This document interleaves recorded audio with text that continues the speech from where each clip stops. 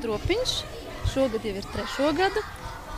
Arī iepriekšējie gadi bija rakstīti projektiņi tieši mazajiem bērniem, jo tā doma bija tāda, it kā lielie nāk šeit gan uz internetu, gan viņiem ir sporta pasākumi, bet tie mazie mums tā kā vairāk ir atstumti malā, jo tad, kad lielie šeit sanāk, viņi tā kā pazūd uz tā fona. Un tad mēs domājam, nē, mums kaut kas ir vajadzīgs tieši mazajiem bērniem.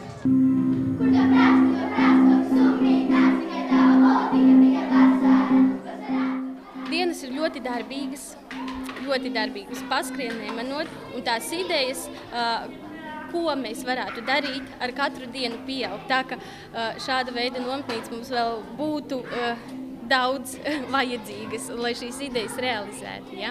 Ir, ka mēs, piemēram, atnākam no rīta, mēs sākam rīta rosmi, pēc tam iet dienas darbiņi, mēs paskatāmies smultenes, un tad ir tā, ka tur pakrāsojam, izdaram visu, ko vajag, un tad mēs mājām tā kā sāks otrā diena un nākamā darbiņu. Šogad mēs šeit arī var apskatīt darbiņus, taisījām no tādām lietām, kā, piemēram, neizmest vienkārši ārā, bet kuras var izmantot. Piemēram, aktimēlu pudelītes pārveidot par mazām vāzītēm, krūzītes, kā gatavot, kā rāmīšus gatavot. Un, protams, pēdējā dienā bērni šīs lietas var paņemt mājās, un tad arī kādās, teiksim, dzimšanas dienās, māmiņu dienās pēc parauga uztaisīt. Jā. Par cik bija šāda te iespēja labo darbu projektu konkursā piedalīties, mēs, protams, šo iespēju izmantojām un arī piedalījāmies šajā projektu konkursā,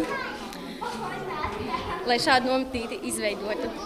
Es gribu izmantot šo izdevību un pateikt lielu paldies visiem, gan draugiem, gan paziņām, gan radiem, gan svešajiem, kas palīdzēja mums vākt balsis, jo tas bija tiešām mēneša garumā tāds interesants, nervos, aizraujošs pasākums.